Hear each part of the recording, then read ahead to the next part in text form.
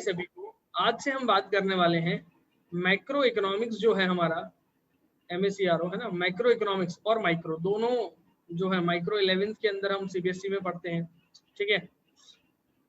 11th में CBSE में पढ़ते हैं और माइक्रो 12th में पढ़ते हैं CBSE के अंदर, है ना। पहले माइक्रो जो है 12th में हुआ करता था, लेकिन अब 11th में। और मैक्रो जो है बहुत ही इंटरेस्टिंग है, बहुत ज़्यादा चीज़ें इसके अंदर ऐसी हैं जो आपने कभी नहीं पढ़ी होंगी, बहुत सारी चीज़ें नई हैं इसके अंदर जो आपको बहुत ध्यान से समझ के चलना है। इसलिए आपको हर एक बात बहुत अच्छे से समझना पड़ेगा, क्योंकि बेसिक जो है मैक्रो इकोनॉमिक्स के, मैक्रो के जितने भी बेसिक हैं वो यहाँ से शुरू होंगे, और अगर आपने यहाँ पर अगर कोई चीज़ मिस कर दी तो फिर आगे चल के आपको प्रॉब्लम आएगी, ठीक है। इसलिए आपको स्टार्ट करा रहे हैं हम, और बेसिक एकदम बात करने वाले हैं कि मैक्रो इकोनॉमिक्स क्या होता है, यहाँ से शुरू करेंगे। देखिए मैक्रो इकोनॉमिक्स क्या होता है, सिंपल लेवल से हम शुरू करेंगे, कहाँ से ये आया ये सब चीजें समझते हैं। देखिए ये जो मैक्रो वर्ड है ना, ये ग्रीक लैंग्वेज के एक वर्ड मैक्रोस से आया है, MAKROS, ठीक है, मैक्रोस से आया है। मैक्रोस का मतलब होता है लार्ज, ठीक है। और पर्टिकुलर यूनिट के साथ ये कभी काम नहीं करता, ये काम करता है एक से ज्यादा जब होते हैं, ठीक है। ये लार्ज यूनिट पे काम करता है, ठीक है। कई सारे यूनिट्स के कॉम्बिनेशन के लिए मैक्रो वर्ड का यूज होता है। और माइक्रो जब आप सुनते हैं, माइक्रो माइक्रो होता है छोटा, ठीक है। माइक्रो जो है ग्रीक वर्ड के ही माइक्रोज वर्ड से बना है, MIKROS, ठीक है, माइक्रोज वर्ड से बना है, इसका मतलब तो स्मॉल, ठीक है। तो वहां पर माइक्रो जो है स्मॉल यूनिट के साथ डील करता है, लेकिन मैक्रो जो है ना, जो मैक्रोज वर्ड से बना है, ये लार्ज, यानी देखो लिखा not one particular unit but of all the units combined together, जितने भी यूनिट्स हैं उनको एक साथ कर दिया जाए तो फिर मैक्रो की बात आती है। It is a study of economic system as a whole, पूरे सिस्टम को आप एक साथ जब हम पढ़ते हैं, ठीक है, तो इसे हम क्या कहते हैं, मैक्रो इकोनॉमिक्स कहते हैं, ठीक है।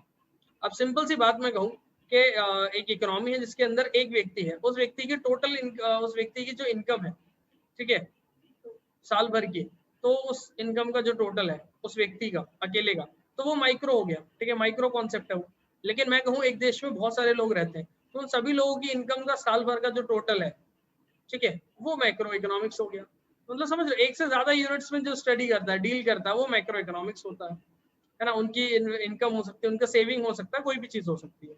देखिए कुछ एग्जांपल्स वेरिएबल्स दिए हुए हैं, जैसे एग्रीगेट डिमांड। एग्रीगेट वर्ड का मतलब होता है टोटल, हिंदी में अगर कहें तो कुल, ठीक है ना, ऐसे लिखते हैं, वो पेन की वजह से ऐसे हो गया ना। तो टोटल समझते ना, एक व्यक्ति जो है, एक बंदा जो है मार्केट में जाके डिमांड कर रहा है, जैसे ये सेलर है, ये बायर है, इसने कहा भैया एक पेन दे दो, तो एक डिमांड कर रहा है, पर्टिकुलर यूनिट के लिए डिमांड कर रहा है, तो ये सिंपल एक यूनिट की डिमांड हो रही है, एक व्यक्ति डिमांड कर रहा है, तो ये डिमांड होगी। लेकिन एक से ज्यादा बहुत सारे लोग डिमांड कर रहे हैं, इन सबकी डिमांड का जो टोटल है उसे एग्रीगेट डिमांड कहेंगे। ऐसे ही एग्रीगेट सप्लाई क्या होता है, बहुत सारे सेलर है मार्केट के अंदर, ठीक है, वो सब जितना मटेरियल मार्केट में बेच रहे हैं, ठीक है, उन सबकी सेल का टोटल सप्लाई होगा, यानी एग्रीगेट सप्लाई होगा। टोटल कंजप्शन मतलब एक देश में कितने लोग हैं, उन सभी लोगों का साल भर का कंजप्शन कितना है, कितनी चीजें इस्तेमाल करते हैं वो लोग, टोटल सेविंग कितनी करते हैं लोग, पब्लिक एक्सपेंडिचर, गवर्नमेंट का खर्चा कितना होता है पूरी इकोनॉमी पर, पूरी इकोनॉमी से गवर्नमेंट को रेवेन्यू फायदा कितना मिलता है टैक्स वगैरह के फॉर्म में, तो पब्लिक रेवेन्यू होता है। ये सब बातें मैक्रो इकोनॉमिक्स की होती है। बेसिक सी चीजें हैं, कोई बहुत ज्यादा हार्ड एंड फास्ट नहीं है, कोई एलियन टर्म्स नहीं है, आप सब चीजों से 11 से पढ़ रहे हैं तो फेमिलियर है। माइक्रो वर्ड थोड़ा सा नया जरूर है, लेकिन माइक्रो के साथ तो आप फेमिलियर जरूर है। देखिए माइक्रो और मैक्रो का डिफरेंस है ना, समझ लेते क्या है। ये क्या कह रहा है, ये स्टडी करता है इंडिविजुअल यूनिट के साथ इकोनॉमी में, लेकिन ये पूरी इकोनॉमी को एक साथ में स्टडी करता है मैक्रो इकोनॉमिक्स। माइक्रो ये जो है ग्रीक वर्ड माइक्रोस से बना है, और मैक्रो जो है वो ग्रीक वर्ड मैक्रोस से बना है, ठीक है। ऑल्टरनेटिव नेम देखें तो माइक्रो का दूसरा नाम है थ्योरी ऑफ प्राइस, और मैक्रो का दूसरा नाम होता है theory of income and employment, है ना। टूल्स जो इस्तेमाल किए जाते हैं माइक्रो और मैक्रो में, यहाँ पर होते हैं डिमांड और सप्लाई, इसमें होता है एग्रीगेट डिमांड और एग्रीगेट सप्लाई। बेसिक सी चीजें, बहुत ज्यादा डिटेलिंग में नहीं जाना है, सिंपल एक आइडिया होना चाहिए एज अ कॉमर्स और इकोनॉमिक स्टूडेंट, तो वो आपको यहाँ पर बताया जा रहा है। देखिए इंटरडिपेंडेंस की बात करें हम अगर माइक्रो और मैक्रो के, ठीक है, तो क्या कहा जा रहा है, interdependence of micro economics and macro economics. पहले हम बात करेंगे micro economics depend on macro economics. Micro जो है किस पे डिपेंड है, मैक्रो पे डिपेंड है। देखो micro variable depend on behaviour of macro, ठीक है, that is decision at micro level depend on decision taken at macro level. ठीक है, क्या सिंपल सी चीज है, समझना। Decision at micro level depend on taking decisions, ठीक है, या decision taken at macro level. सुनिएगा, जैसे जीएसटी नया जब आया 2017 में जब आया तो पूरे इकोनॉमी को इसने अफेक्ट किया, ठीक है, लेकिन इसकी वजह से आपका, अब देखो जितने लोगों का बिजनेस होगा सबका बिजनेस अफेक्ट हुआ ना, हर किसी का बिजनेस अफेक्ट हुआ, मैक्रो लेवल पे इसका फर्क पड़ा। अब माइक्रो लेवल पे इसका कैसे फर्क पड़ा कि आपको जीएसटी के लिए बिलिंग वगैरह करने के लिए एक बंदा अलग से रखना पड़ा अपने ऑर्गेनाइजेशन में, ठीक है। तो ये मैक्रो लेवल पे, मतलब माइक्रो लेवल पे कोई चीज हुई उसका फर्क क्या कह रहा हूँ, सब फिर समझना जरा। मैक्रो लेवल पे कोई चीज हुई उसका फर्क माइक्रो लेवल पे आके पड़ा, समझ रहे हो। पूरी मतलब पूरी इकोनॉमी के जैसे आप देखो तो एक साथ फर्क पड़ा, लेकिन उससे इंडिविजुअल पे ही फर्क पड़ा। एक और एग्जांपल देते हैं, जैसे गवर्नमेंट ने क्या कर दिया, गवर्नमेंट ने कोरोना के टाइम में एफडी फिक्स डिपॉजिट पे इंटरेस्ट रेट 5% से घटा के 6-7% चल रही थी, घटा के 4-5% कर दी, मान लो 6% से 4% कर दी। अब तो पूरी इकोनॉमी में क्या फर्क पड़ेगा कि जितना इंटरेस्ट पे पैसा चल रहा होगा वो फॉल हो जाएगा, कम हो जाएगा पूरी इकोनॉमी पर, ठीक है। ब्याज पे जो पैसा चल रहा है वो कम आएगा। लेकिन कोई व्यक्ति जिसने अपनी 1 लाख रुपए की एफडी करा रखी है साल की, उसको पहले साल भर में 6,000 रुपए मिल रहा था इंटरेस्ट का, अब इस बार देखेगा वो तो इसको 4,000 रुपए मिलेगा ब्याज का। तो इंडिविजुअल के लेवल पे फर्क पड़ेगा ना, समझ रहे हो, कहने का मतलब ये है।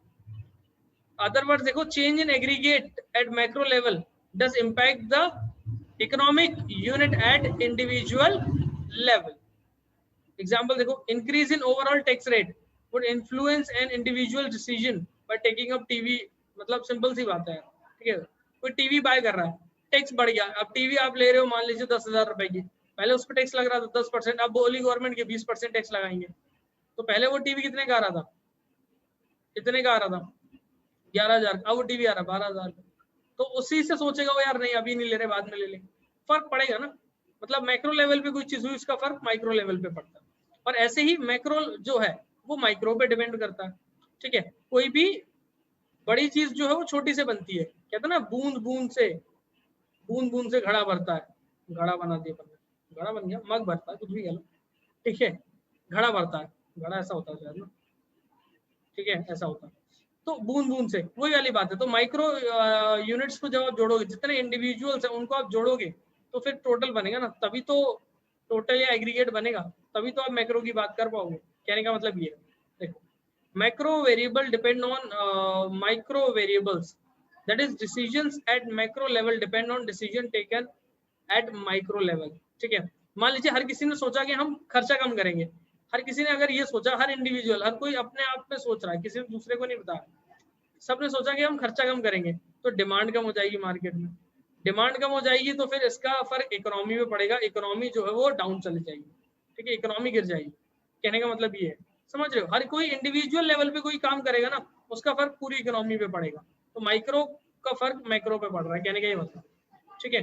देखो आगे लिखा, in other words, change in variable at micro level does impact the economic unit at macro level। Micro level पे कुछ होगा तो उसका फर्क माइक्रो लेवल पे आएगा, ठीक है। बार बार माइक्रो माइक्रो बहुत ध्यान समझना इसलिए, ठीक है, समझना बहुत अच्छे से। नेक्स्ट क्या है देखो, aggregate demand depend upon the demand of individual house hold of economy. एक बंदे एक एक की डिमांड जुड़ गई तो टोटल डिमांड होती है, जैसे यहाँ 5 लोगों की टोटल हुई, एक एक को जोड़ के 5 होगी, ये वाली बात, हाँ। एक जनरल आइडिया लेकर चलना है आपको, है ना, इस वाले पार्ट का बहुत ज्यादा पूछने जैसा पार्ट नहीं होता है ये, है ना, जो आज इस वाले वीडियो में बात कर रहे हूँ, ठीक है। देखिए नेक्स्ट स्कोप या सब्जेक्ट क्या है मैक्रो इकोनॉमिक्स के, सब्जेक्ट मैटर, पहला थ्योरी ऑफ एम्प्लॉयमेंट। आप थ्योरी ऑफ एम्प्लॉयमेंट में क्या बात कर रहे हैं, मैक्रो इकोनॉमिक्स जो है वो कंसीडर करता है, ये पता करता है लेवल ऑफ एम्प्लॉयमेंट कितना है इकोनॉमी में, लोगों के पास रोजगार कितना है, ठीक है, लोग कंजप्शन कितना करते हैं, सेविंग कितना करते हैं, कितने लोगों के पास एम्प्लॉयमेंट है, कितने के पास लोगों के पास एम्प्लॉयमेंट नहीं है। मैक्रो इकोनॉमिक्स इस चीज को डिटरमाइन करने में, पता करने में काम करता है, पहला पॉइंट। दूसरा, theory of national income, country की मैक्रो इकोनॉमिक्स जो है वो ये पता करता है जनरेशन कितनी है, नेशनल इनकम कितना जनरेट कर रही है कंट्री, ठीक है, कितना नेशनल इनकम कंट्री की जनरेट हो रही है, और लगभग उसको कैलकुलेट करने के लिए 2-3 मेथड होते हैं, ठीक है। एक वैल्यू एडिशन मेथड होता है, ठीक है, इसे प्रोडक्ट मेथड कहते हैं, इनकम मेथड, एक्सपेंडिचर मेथड होता है, तो इनको डिटेल में हम आगे सिलेबस में कवर करेंगे। तो कहने का मतलब क्या है, कंट्री की नेशनल इनकम कितनी है इसको पता करने में काम आता है मैक्रो इकोनॉमिक्स, ठीक है। तो नेशनल इनकम जो है कंट्री की कितनी इनकम है, एक सिंपल अगर भाषा में बात करें तो वो इन मेथड के तरीके हैं, इनसे आप पता कर सकते हो। मैक्रो इकोनॉमिक्स इसमें हेल्प करेगा। Next, theory of general price level. देखो प्रॉब्लम इन्फ्लेशन की जो है, एक्सेस डिमांड की जो है, एक्सेस डिमांड, इन्फ्लेशन मतलब महंगाई, एक्सेस डिमांड का मतलब समझिएगा कि डिमांड ज्यादा है, ठीक है, और सप्लाई कम है। जैसे आप किसी दुकान पे बोले भैया 10 पेन दे दो, वो बोला 10 तो नहीं है 6 है, मतलब डिमांड आप 10 की पेन की कर रहे हो लेकिन उसके पास 6 है, तो 4 पेन की डिमांड जो एक्सेस डिमांड है। जरूरत से मतलब जितना सामने वाले के पास सामान उससे ज्यादा आप मांग रहे हो, ठीक है, तो डिमांड जो एक्सेस डिमांड होगी यहाँ पर। डिफ्लेशन महंगाई का जो उल्टा सिस्टम है वो डिफ्लेशन है, ठीक है। डेफिशिएट डिमांड मतलब आपको 6 पेन चाहिए, दुकान वाले के पास 20 है, आप जितने डिमांड करोगे सप्लाई ज्यादा है। देखो एक्सेस डिमांड में डिमांड ग्रेटर होती है सप्लाई से, डेफिशिएट डिमांड में डिमांड कम होती है सप्लाई ज्यादा होती है, ये समझना है, ठीक है। अगर देखो इन्फ्लेशनरी गैप और डिफ्लेशनरी गैप एक्सेस डिमांड और डेफिशिएट डिमांड के दूसरे नाम है, ठीक है। तो ये सब हम मैक्रो इकोनॉमिक्स के अंदर समझते हैं कि इन्फ्लेशन के बारे में, एक्सेस डिमांड के, डिफ्लेशन के, डेफिशिएट डिमांड, ये सब चीजें हम समझते हैं इसमें मैक्रो इकोनॉमिक्स के अंदर, ठीक है। नेक्स्ट, थ्योरी ऑफ मनी, पैसे के बारे में हम सारी चीजें समझते हैं, ठीक है। मैक्रो इकोनॉमिक्स बताता है फंक्शन क्या है मनी के, कंपोनेंट्स क्या है, मनी सप्लाई क्या होता है, बैंकिंग क्या है, बैंकिंग के रोल क्या है ना, आपके सेंट्रल बैंक, कमर्शियल बैंक क्या है, कैसे इन्फ्लेशन और डिफ्लेशन को मैनेज करते हैं बैंक्स, ठीक है, कैसे आरबीआई उसमें रोल प्ले करती है, सारी चीजें आप मैक्रो इकोनॉमिक्स में समझते हैं, ठीक है। ये स्कोप है इसके, ठीक है, यही स्कोप है इसके। इंटरनेशनल ट्रेड की थ्योरी को आप मैक्रो इकोनॉमिक्स में समझते हैं। जैसे मैक्रो इकोनॉमिक्स के अंदर आप स्टडी करते हो दो कंट्रीज के बीच में जो ट्रेड हो रहा है, बैलेंस ऑफ पेमेंट आप पढ़ेंगे आगे चल के वो क्या होता है। दो कंट्रीज जब ट्रेड करती हैं तो एक डॉलर में ट्रेड कर रही है, दूसरा रुपए में कर रही है, ठीक है।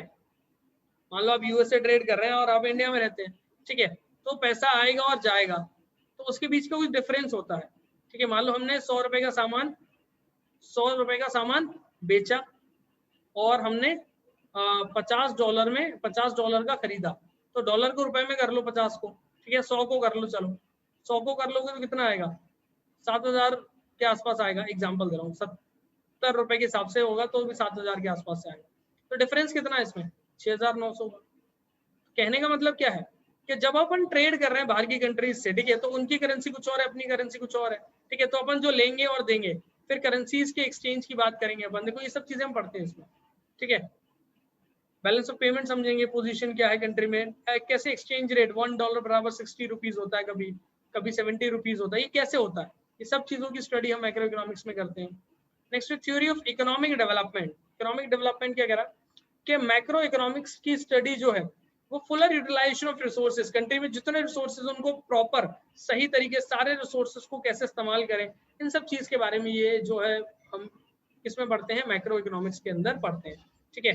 हमारे पास जो भी रिसोर्सेज हैं, ठीक है, उनको हम कैसे इस्तेमाल कर सकते हैं बेटर तरीके से, कि अच्छे से अच्छा इस्तेमाल क्या हो सकता है हमारे रिसोर्सेज का, ये चीज हम इसके अंदर पढ़ते हैं। नेक्स्ट, इंपॉर्टेंस के बारे में अगर हम देखें, इंपॉर्टेंस ऑफ मैक्रो इकोनॉमिक्स को अगर हम समझें तो it helps to calculate national income. Macro economics national income calculate करने में हेल्प करता है, अभी हम समझेंगे, ठीक है, अलग अलग मेथड से होता है ये, अभी मैंने स्कोप में ही बताया था, ठीक है। वैल्यू एडेड मेथड होता है, इनकम मेथड होता है, एक्सपेंडिचर मेथड होता है, ठीक है, इनसे हम कैलकुलेट करते हैं इसको।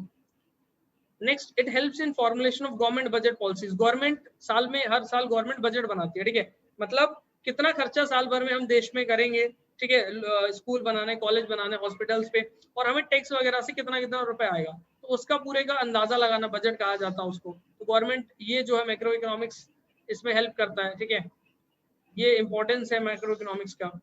आगे देखो, it helps to control the inflation in the economy. Macro economics हमारी कंट्री में इन्फ्लेशन कंट्रोल करने में काम आता है। बैलेंस ऑफ पेमेंट जो है उसको मेंटेन करने में काम आता है, कि हम खरीद ज्यादा रहे हैं, इंपोर्ट ज्यादा कर रहे हैं, मतलब ये बाहर की कंट्री से, और एक्सपोर्ट कम कर रहे हैं, तो क्या होगा कि नुकसान होगा इससे हमारी कंट्री को। क्यों? क्योंकि हमारे पास जो पैसा है वो बाहर की कंट्रीज में चला जाएगा, तो हमें नुकसान होगा ना। तो इसको कैसे मेंटेन करें कि हम एक्सपोर्ट बढ़ाएं और इंपोर्ट को कम करें, बैलेंस रखें इनको, ये सब चीजें हम समझेंगे। ये सब में हेल्प करता है मैक्रो इकोनॉमिक्स। आगे, it help to coordinate various policies to control unemployment, poverty.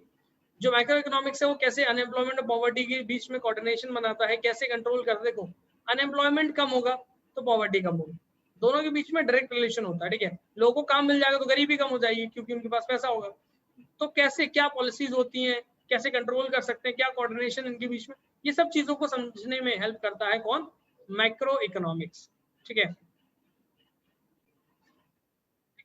अभी इंपॉर्टेंस पढ़ लिया हमने, है ना, इंपॉर्टेंस, और ये जो को पढ़े हमने, जितने भी चीजें चैप्टर वाइज हम सब इन सब चीजों के बारे में पढ़ेंगे, तो घबराना नहीं है कि सर क्या है ये चीजें, ये सब चीजें आपको मैक्रो इकोनॉमिक्स में पढ़ने मिलेंगी, बस ये समझा रहा है ये, ठीक है, और कुछ नहीं है, ठीक है।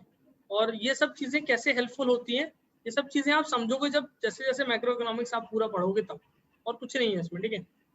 नेक्स्ट जो टॉपिक है वो है हमारा टू स्कूल्स ऑफ थॉट्स, ठीक है, क्लासिकल और किनेशियन, ठीक है। एक भाई साहब थे, उनका नाम था, है ना, इनका पूरा नाम तो कुछ और था, लेकिन हाँ, तो इनके नाम पर एक थ्योरी है, वो समझनी है हमें तो बस। द क्लासिकल स्कूल, पुराना जो स्कूल है, ठीक है, स्कूल थ्योरी है बस, ठीक है, स्कूल नहीं है, क्लासिकल स्कूल थ्योरी है। किस की क्या थ्योरी कहती है, देखो, it is an economy in which the government does not interfere in the area of production, consumption and investment. देखिए, पहले तो प्रोडक्शन, कंजप्शन और इन्वेस्टमेंट समझिए। प्रोडक्शन मतलब किसी भी गुड्स और सर्विस को बनाना, ठीक है, प्रोड्यूस करना, बनाना, ठीक है। जैसे मोबाइल फोन है, ठीक है, तो मोबाइल फोन जो है पहले बना होगा ना, पूरी प्रोसेस हुई होगी इसको, तो किसी चीज को बनने की प्रोसेस प्रोडक्शन होती है, कंजप्शन अब मैं इस्तेमाल कर रहा हूँ तो कंजप्शन है, सिंपल। अब जैसे चपाती है, ठीक है, तो बनाना, उसको पूरी प्रोसेस जो प्रोडक्शन हो गई, अपन जब कंज्यूम कर रहे हैं, खा रहे हैं उसको, तो कंजप्शन हो गया। इन्वेस्टमेंट क्या है, जो बिजनेस में आप पैसा लगा रहे हो, इन्वेस्ट कर रहे हो और पैसा कमा रहे हो, ये सब चीजें होती है, ठीक है। तो इन तीनों चीजों में गवर्नमेंट इंटरफेयर नहीं करती है, क्लासिकल यानी पुरानी जो थ्योरी है, ठीक है, उसके हिसाब से, ठीक है। Decision regarding what to produce, how to produce and whom to produce. देखो, आपने 11th में माइक्रो इकोनॉमिक्स में पढ़ा होगा, है ना, कि आपको तीन सेंट्रल प्रॉब्लम होती हैं, व्हाट टू प्रोड्यूस, क्या प्रोड्यूस करें हम इकोनॉमी में, कैसे प्रोड्यूस करें और किसके लिए प्रोड्यूस करें, whom to, what to produce में जैसे कौन सी तरह के गुड्स प्रोड्यूस कर रहे हैं, कंज्यूमर गुड्स, कैपिटल गुड्स, ये सब चीजें, ठीक है। अब आप जैसे कंज्यूमर गुड्स आपने प्रोड्यूस करने का सोचा, व्हीट, राइस, ठीक है, फिर कौन सी टेक्निक, मशीनों के मदद से करें, मतलब आप जो है कैपिटल इंटेंसिव टेक्निक कहते हैं उसे, या फिर ज्यादा लेबर की मदद से काम करें तो लेबर इंटेंसिव टेक्निक कहते हैं। फिर जो प्रोडक्शन होगा वो किसके लिए करें, इंडस्ट्रीज के लिए करें, जो गेहूं जैसे बनाए आपने उनको दे दिए गेहूं का, फिर वो क्या करेंगे, बिस्किट वगैरह बनाएंगे, समझ रहे हो, फर्दर प्रोडक्शन करेंगे। और कंज्यूमर को दे दोगे तो कंज्यूमर क्या करेगा, डायरेक्टली उसका चपाती बना लेगा।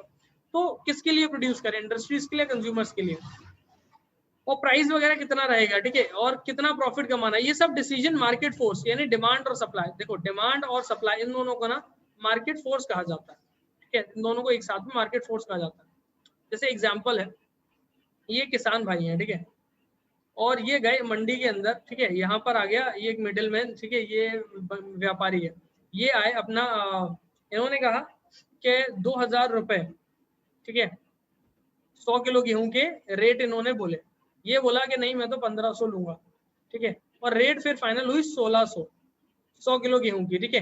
तो कहने का क्या मतलब है, डिमांड कितने की थी, डिमांड और सप्लाई के हिसाब से काम चल रहा है। 100 किलो गेहूं की डिमांड 1500 की थी और सप्लाई 2000 को होना चाह रहा था, लेकिन फिर कम जो फाइनल रेट हुई, जो प्राइस डिटरमाइन हुई, वो कितनी हुई, 1600 हुई, ठीक है। यहाँ गवर्नमेंट की कोई इंटरवेंशन है नहीं, बायर और सप्लायर अपने हिसाब से डिमांड और सप्लाई को देखते हुए क्या करेंगे, प्राइस को फिक्स कर लेंगे, इतनी सी बात यहाँ पर होती है सिर्फ, ठीक है। जो क्लासिकल स्कूल है उसके अंदर तो गवर्नमेंट इंटरफेयर नहीं करती है। लेकिन समय के साथ साथ क्या हुआ कि प्रॉब्लम आने लगी, जैसे मान लो कि 1600 रुपए, तो ये वाली बात हमने समझी, इसके लिए 1 मिनट हट जाओ और यहाँ पे आ जाओ, 2000 रुपए इसने बोला और ये 1500 पे, इसने घटा के मान लो ये बोला 1700 दे दूंगा, ठीक है, और ये बंदा जो है वो 1900 से कम नहीं देना चाह रहा है, तो इसने खरीदा नहीं, इसके यहाँ पड़ा पड़ा सड़ गया, तो नुकसान हो गया ना। तो ऐसी सिचुएशन में गवर्नमेंट को आना पड़ा फिर, ठीक है। गवर्नमेंट ने कहा ठीक है, तो किनेशियन स्कूल की जो थ्योरी है, ठीक है, किनेशियन जो व्यक्ति थे उन्होंने जो थ्योरी दी, उन्होंने क्या कहा, नहीं यार, जो गवर्नमेंट है ना उसको इंटरफेयर करना चाहिए, ठीक है। देखो, after the great depression of 1929, अभी इसके बारे में आपको पढ़ाऊंगा, ठीक है, तो लॉर्ड किनेशियन एक व्यक्ति थे, उन्होंने ऑब्जर्व किया कि जब प्राइस बढ़ते हैं तो उससे अनएम्प्लॉयमेंट बढ़ेगा, ठीक है, बेरोजगारी बढ़ेगी, काम कम मिलेगा लोगों को, ठीक है, और वो फिर कहानी बढ़ती जाएगी, चलती जाएगी, जितनी जितनी प्राइस बढ़ेंगे उतना बेरोजगार बढ़ेगा, तो लोगों को प्रॉब्लम आई। तो जो प्रॉब्लम है उसको सॉल्व करने के लिए गवर्नमेंट को इंटरफेयर करना चाहिए। डिस इक्विलिब्रियम मतलब, इक्विलिब्रियम मतलब एक पॉइंट होता है, ठीक है, जैसे एक पॉइंट है ना 1600, 1600 रुपए, जिसपे डिमांड और सप्लाई दोनों बराबर हो रही है, ठीक है। 1600 रुपए खरीद भी रहा है, बेच भी रहा है।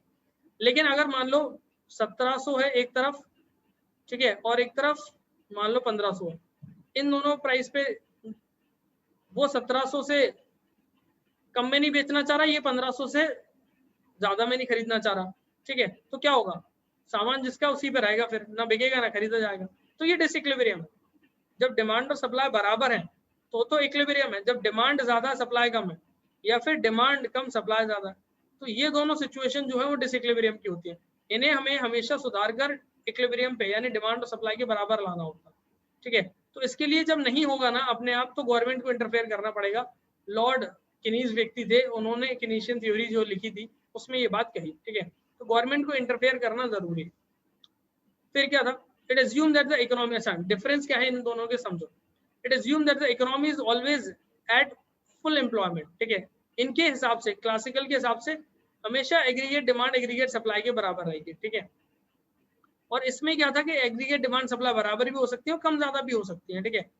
यहाँ गवर्नमेंट इंटरफेयर नहीं करेगी। यहाँ अगर डिसइक्विलिब्रियम है, मतलब ये दोनों सिचुएशन, तो गवर्नमेंट इंटरफेयर करेगी। ये 1929 और 1930 तक ये कॉन्सेप्ट चलता रहा, क्लासिकल स्कूल वाला, ठीक है। मतलब अपने आप गवर्नमेंट के इंटरफेयर किए बिना डिमांड सप्लाई से काम चल रहा था, और नहीं भी चलता था तो भी इसी को मानते थे लोग। लेकिन उसके बाद यहाँ पर कहानी बदल गई, ठीक है। कर्व इस तरह से रहते हैं इनके, ठीक है। ज्यादा कुछ नहीं है कर्व, बस एक आइडिया लेना है कि यहाँ पर क्या होता है, क्वांटिटी सेम रहती है, ठीक है। प्राइस चाहे बढ़े चाहे घटे, क्वांटिटी हमेशा सेम रहेगी, मतलब सप्लाई हमेशा सेम रहेगी। प्राइस के कितनी भी बढ़े कितनी भी घटे, ठीक है, कितनी भी डिमांड हो कुछ भी हो, लेकिन प्राइस के चेंज होने से सप्लाई पे कोई चेंज नहीं आएगा, ठीक है। लेकिन यहाँ पर क्या होगा, फर्क पड़ेगा, ठीक है, क्योंकि गवर्नमेंट इंटरफेयर करती है। गवर्नमेंट ने अगर एक प्राइस फिक्स कर दिया तो फिर उससे ऊपर और नीचे आप नहीं जा सकते हो, समझ रहे हो। गवर्नमेंट ने अगर एक प्राइस किस चीज की फिक्स कर दी तो इस वाले कॉन्सेप्ट में ये है, बस इतना सा बात है जो समझनी है आपको। और ये करना जो देखने हैं, और कुछ नहीं, पूछने ऐसी बात है नहीं, ठीक है। तो ये कहानी है जो आपको समझना था। अब चलिए आगे लिए चलते हैं आपको, और एक दो क्वेश्चन है छोटे छोटे से, वो मैं आपको कॉन्सेप्ट के भी बातें हैं उसमें, तो वो मैं आपको बता देता हूँ। देखिए, ईयर ऑफ ग्रेट डिप्रेशन, ठीक है, 1929 क्या कह रहा, ईयर ऑफ ग्रेट डिप्रेशन जो 1929 का, इसने क्या कर दिया था, पूरा इकोनॉमीज जो है यूएसए यूरोप पूरा अफेक्ट कर दिया था, हिला के रख दिया था, ठीक है। क्या हुआ था, द आउटपुट एंड एम्प्लॉयमेंट जो फॉल हो गया था, ठीक है। मतलब प्रोडक्शन कम हो गया था, ठीक है। हम 100 किलो बनाते थे कोई चीज, अब 80 किलो ही बन रही है। प्रोडक्शन कम हो गया था चीजों का, और एम्प्लॉयमेंट कम हो गया, तो उसकी वजह से रोजगार कम हो गया, ठीक है। और अभी अपन ने ऊपर पढ़ा था कि अनएम्प्लॉयमेंट बढ़ गया, तो जब रोजगार कम होगा तो अनएम्प्लॉयमेंट बढ़ेगा, एम्प्लॉयमेंट कम होगा तो अभी तो अनएम्प्लॉयमेंट बढ़ रहा होगा। तो क्या हुआ, ह्यूज अमाउंट, मतलब बहुत ज्यादा हो रहा था ये, ठीक है, बहुत ज्यादा, ठीक है। तो the aggregate demand was low, तो एग्रीगेट मतलब लोग सामान ही नहीं खरीदने आ रहे थे बाजार में, बहुत थोड़ा बहुत कुछ खरीदते थे, जरूरत की चीजों के अलावा फालतू खर्चे नहीं करते थे। तो बहुत सारी कंट्रीज जो है वो एकदम खाली बैठी थी, कोई काम ही नहीं था, आइडियल बैठी थी, ठीक है। और लोगों को नौकरियों से निकाला जा रहा था, क्यों, क्योंकि कंपनियों के पास काम नहीं था, ठीक है, ऑर्डर ही नहीं आ रहे थे। इनकम लेवल फॉल होने लगा कंपनी का, तो वो लोगों को निकालने लगी, इसकी वजह से अनएम्प्लॉयमेंट बढ़ने लगा। यूएसए में 1929 से 33 तक, ठीक है, अनएम्प्लॉयमेंट रेट 3% से 25% तक हो गया था, ठीक है। और आउटपुट जो है कम होकर 33% पहुंच गया था। तो मतलब समझ रहे हो, ये सब नुकसान हुआ था। तो ईयर ऑफ ग्रेट डिप्रेशन 1929 में बस ये है कि यूरोप और यूएसए में क्या हो गया था, आउटपुट एम्प्लॉयमेंट कम हो गया था, कंपनीज फ्री बैठी थी, लोग डिमांड नहीं कर रहे थे, तो नौकरियां लोगों की जाने लगी, अनएम्प्लॉयमेंट बढ़ने लगा, और बहुत ज्यादा अनएम्प्लॉयमेंट बढ़ गया, ठीक है। बहुत डिप्रेशन वाला टाइम था बस वो, है ना, ये वाली बात। नेक्स्ट जो है recession and depression leave the economy scatter, मतलब एकदम बिखरा देते हैं। देखो पहले तो ये कंडीशन समझो, देखो कहने का क्या मतलब है, ठीक है, कि किस, देखिए यहाँ पर जो बात है वो किस तरह से है कि जब, देखो ये सिचुएशन है, ठीक है। जब इकोनॉमी एकदम ऊपर होती है तब तो ये बूम पर है, ठीक है। जब ये नीचे की तरफ गिर रही है ना तो इसे रिसेशन कहते हैं, और इकोनॉमी जब एकदम नीचे है तो इसे डिप्रेशन कहते हैं, ठीक है। तो ये वाली बात है। तो रिसेशन एंड डिप्रेशन, इसकी वजह से इकोनॉमी एकदम बिखर जाती, बेकार हो जाती है, ठीक है। इनकम कम होने लगती है, आउटपुट कम होने लगता है। What should be the effort for a rational individual to recover economy, मतलब इकोनॉमी को डिप्रेशन से निकालने के लिए क्या पॉइंट होना चाहिए, क्या तरीका होना चाहिए। देखो रिसेशन और डिप्रेशन से निकालने के लिए तरीका क्या होना चाहिए, जिसमें आपकी इनकम कम हो रही है, इन्वेस्टमेंट वगैरह कम हो रहे हैं, तो आप क्या करो, कंज्यूमर की तरह आपको क्या करना चाहिए, इनिशिएटिव लेना चाहिए, risking the capital to invest in production activities even if product margin are low, मतलब कम भी प्रॉफिट मिल रहा है ना तो भी आप पैसे को इन्वेस्ट करो, ये कहा जा रहा है, ठीक है। आप प्रोडक्ट या डिमांड करो मार्केट में जाके, जितने ज्यादा मार्केट में डिमांड बढ़ जाएगी ना उससे इकोनॉमी बढ़ जाएगी, ठीक है। इस पूरे कॉन्सेप्ट को भी नेक्स्ट पॉइंट में समझाता हूँ मैं आपको, ठीक है। और यूटिलिटी इंक्रीज होगी, इन्वेस्टमेंट बढ़ेगा तो इससे डिप्रेशन और ये बढ़ जाएगा आपका क्या, रिसेशन, ठीक है, वो बूम की तरफ जाने लगेगा। कैसे जाने लगेगा मैं समझाता हूँ आपको, देखो 1 मिनट समझना बस यहाँ। जब क्वेश्चन को छोड़ देना 1 सेकंड, यहाँ से देखो, जब डिमांड इंक्रीज होगी, ठीक है, डिमांड जब इंक्रीज होगी तो इन्वेस्टमेंट बढ़ेगा, इन्वेस्टमेंट बढ़ेगा तो लोग प्रोडक्शन ज्यादा करेंगे, उसकी वजह से एम्प्लॉयमेंट ज्यादा होगी तो इनकम ज्यादा होगी, इनकम ज्यादा होगी तो इकोनॉमी जो है तो वो भी बढ़ जाएगी, ठीक है। तो इस तरह से बूम की तरफ जाएगी वो, ये पूरी प्रोसेस होती है, समझ रहे हो कहने का मतलब ये। तो अब एक और क्वेश्चन है, व्हाट इज पैराडॉक्स, ठीक है। पैराडॉक्स क्या है मैक्रो इकोनॉमिक्स में, तो मैक्रो इकोनॉमिक्स का पैराडॉक्स ये है कि when a particular situation is logical, macro level पे कोई सिचुएशन है जो लॉजिकल है, ठीक है, तो वो माइक्रो लेवल पे प्रॉब्लम करती है। जैसे माइक्रो कहता है कि सेविंग करना बहुत अच्छी बात होती है माइक्रो लेवल पे, ठीक है, लेकिन मैक्रो लेवल पे देखो इसका नुकसान क्या है, सेविंग ज्यादा करोगे मैक्रो लेवल पे तो डिमांड कम हो जाएगी, डिमांड कम होगी तो इन्वेस्टमेंट कम, प्रोडक्शन कम, एम्प्लॉयमेंट का इनकम कम, और इससे इकोनॉमी जो है वो गिर जाएगी, रिसेशन की तरफ चली जाएगी। तो कॉन्ट्राडिक्शन होता है पैराडॉक्स का मतलब, जहां माइक्रो माइक्रो एक दूसरे के अपोजिट चलते हैं। इतनी सी बात है इस चैप्टर, ठीक है।